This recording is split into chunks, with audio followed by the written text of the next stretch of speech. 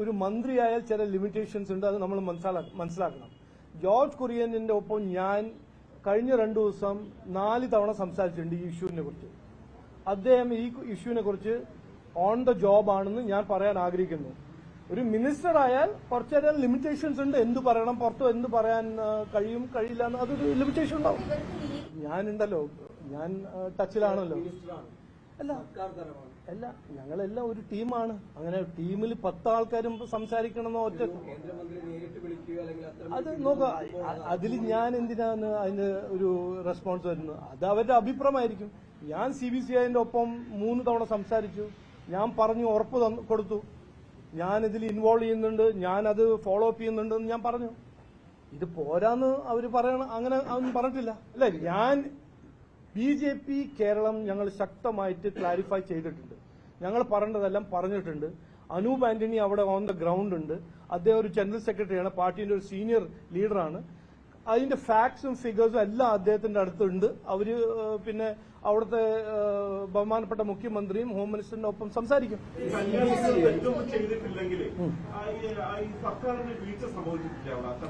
അല്ല, അത് നമുക്ക് ഇന്ന് കൺക്ലൂഡ് ചെയ്യണ്ടല്ലോ. അത് നമ്മൾ കേസുണ്ടല്ലോ, കോർട്ടിൽ കേസുണ്ട്. ഞങ്ങൾ പറയുന്നത് BJP കേരളം അവരുടെ ഒപ്പം ഉണ്ട്. അവർക്ക് വേണ്ടി എന്ത് സഹായം വേണമെങ്കിൽ ഞങ്ങൾ ചെയ്യും. അവരെ രക്ഷിക്കാൻ ഞങ്ങൾ ഇറങ്ങിയിട്ടുണ്ട്, ഇനിയും ചെയ്യും. ആഭ്യന്തരമന്ത്രിയുമായിട്ട് സംസാരിക്കുമ്പോൾ എന്താണ് ബോധ്യപ്പെടുന്ന കാര്യം? ഞാൻ എക്സ്പ്ലെയിൻ ചെയ്തു. ഞാൻ ഇവരെ അറിയാം, ഇവരുടെ ചർച്ചിനെ അറിയാം, കാർഡിനൽസിനെല്ലാം അറിയാം. ഇവര് മതപരിവർത്തനത്തിനെല്ലാം വന്നിരിക്കുന്നത്. അവര് ട്രാഫിക്കിങ്ങിന്റെ ഒരു ഓർഗനൈസേഷൻ അല്ല. അങ്ങനത്തെ ചില പെന്റക്കോസ്റ്റലോ ചില ചർച്ചസ് ഉണ്ടാവും, ആയിരിക്കും. അതിനെക്കുറിച്ച് ഞാനൊന്നും പറയുന്നില്ല. പക്ഷേ ഇവരങ്ങനത്തെ കന്യാസ്ത്രീകൾ അല്ല എന്ന് ഞാൻ ശക്തമായിട്ട് ക്ലാരിഫൈ ചെയ്തിട്ടുണ്ട്. അവർക്ക് നീതി നൽകണം. അവരെ എത്ര വേഗം അവിടുന്ന് വിടാൻ കഴിഞ്ഞാൽ അത് ചെയ്യണം എന്നാണ് എന്റെ ഒരു അഭ്യർത്ഥന. ജാമ്യാപേക്ഷ കോടതി വരികയാണ് പ്രധാനപ്പെട്ട കാര്യം. അതെ, ജാമ്യാപേക്ഷ വരുമ്പോൾ സർക്കാർ ആ ജാമ്യാപേക്ഷ എതിർക്കുമോ എന്നാണ് മറ്റൊരു ചോദ്യം. അത് ഞാനിപ്പോ അവിടുത്തെ സർക്കാർ അല്ലല്ലോ. അത് എനിക്ക് പറയാൻ അങ്ങനെ ഒരു അല്ല. ഞാൻ BJP കേരളം ഞങ്ങൾ ശക്തമായിട്ട് ക്ലാരിഫൈ ചെയ്തിട്ടുണ്ട്. ഞങ്ങൾ പറയേണ്ടതെല്ലാം പറഞ്ഞിട്ടുണ്ട്. അനൂപ് ആന്റണി അവിടെ ഓൺ ദ ഗ്രൗണ്ട് ഉണ്ട്. അദ്ദേഹം ഒരു ജനറൽ സെക്രട്ടറിയാണ്, പാർട്ടിന്റെ ഒരു സീനിയർ ലീഡറാണ്.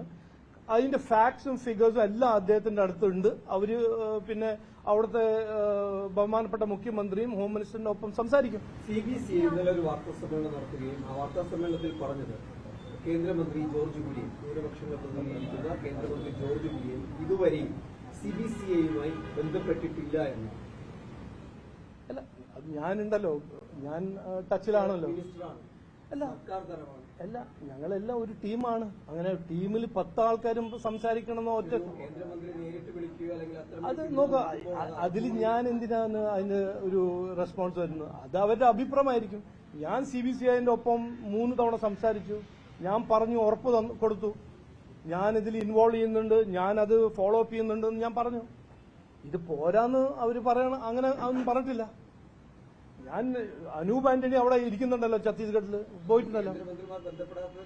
അല്ല, ഇതില് ചില ലിമിറ്റേഷൻസ്, ഒരു മന്ത്രിയായാൽ ചില ലിമിറ്റേഷൻസ് ഉണ്ട്. അത് നമ്മൾ മനസ്സിലാക്കണം. ജോർജ് കുര്യന്റെ ഒപ്പം ഞാൻ കഴിഞ്ഞ 2 ദിവസം 4 തവണ സംസാരിച്ചിട്ടുണ്ട് ഈ ഇഷ്യൂവിനെ കുറിച്ച്. അദ്ദേഹം ഈ ഇഷ്യൂവിനെ കുറിച്ച് ഓൺ ദ ജോബ് ആണെന്ന് ഞാൻ പറയാൻ ആഗ്രഹിക്കുന്നു. ഒരു മിനിസ്റ്റർ ആയാൽ കുറച്ചേരം ലിമിറ്റേഷൻസ് ഉണ്ട്. എന്ത് പറയണം, പുറത്ത് എന്ത് പറയാൻ കഴിയും കഴിയില്ല എന്ന് അതൊരു ലിമിറ്റേഷൻ ഉണ്ടാവും.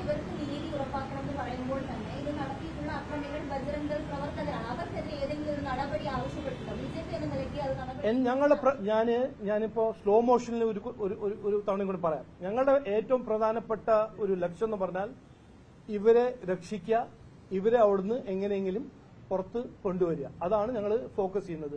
അത് കഴിഞ്ഞിട്ട് വേറെന്തെല്ലാം ചെയ്യണമെന്ന് അത് ഞങ്ങൾ ചെയ്യും.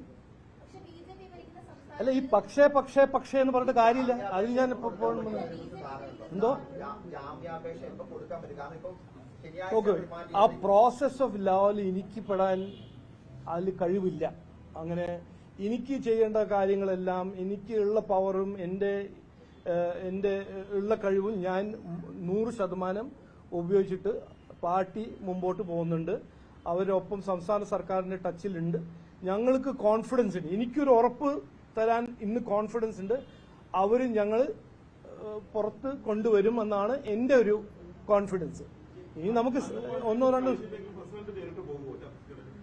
ഞാൻ നാളെ എനിക്ക് ഇന്ന് ഒരു മീറ്റിംഗ് ഉണ്ട്, അനൂപ് പോയിട്ടുണ്ട്. ഇനി വേണമെങ്കിൽ നാളെ രാവിലെ ഞാനും പോകും. അല്ല, ഞങ്ങൾ ഇത് സീരിയസ് ആയിട്ട് കാണുന്ന ഒരു ഇഷ്യൂ ആണ്. ഇത് ഞങ്ങൾ ഇത് കാണുന്നത് ഒരു രാഷ്ട്രീയത്തിന് വേണ്ടിയിട്ടല്ല. ഇതൊരു മിസ്അണ്ടർസ്റ്റാൻഡിംഗ് ആണ്. ഒരു സമുദായം ഒരു പ്രോബ്ലമിൽ ഉള്ള സമയത്ത് ഞങ്ങൾ അത് ഇറങ്ങിയിട്ട് അത് പരിഹരിക്കും. അത് ഞങ്ങളുടെ ഒരു കടമയായിട്ടാണ് ഞങ്ങൾ കാണുന്നത്. അല്ല, ഇത് ഒരു കോംപ്ലക്സ് ക്വസ്റ്റ്യൻ ആണ്. ഈ കൺവേർഷൻ ഉണ്ടാവുന്ന ഒരു ബാക്ക്ഗ്രൗണ്ടിൽ ഇങ്ങനത്തെ ഒരു മിസ്അണ്ടർസ്റ്റാൻഡിംഗ് എങ്ങനെ വന്നു, അത് എങ്ങനെയാണ് ഇതിനെ നിർത്തേണ്ടത്, അത് നമുക്ക് എല്ലാവർക്കും ഒരു ഡിസ്കഷൻ നടത്താനാണ്. കൺവേർഷൻ എന്ന് പറഞ്ഞ ഒരു സോഷ്യൽ ഈവിൽ ചില സ്റ്റേറ്റ്സ് നടക്കുന്നുണ്ട്. ട്രൈബൽ സമുദായത്തിൽ ഇതൊരു ഇഷ്യൂ ആയിരുന്നു, ഇന്നും ആണ്. അത് നമുക്ക് മനസ്സിലാക്കണം. ആരാണിത് ചെയ്യുന്നത്? അതിനു വേണ്ടിയിട്ടല്ലേ അവിടുത്തെ അസംബ്ലി ഒരു ലോ പാസ്സാക്കുന്നത്. അങ്ങനെ ഇല്ലെങ്കിൽ പിന്നെ എന്തിനാ അവർ ലോ പാസ്സാക്കുന്നത്?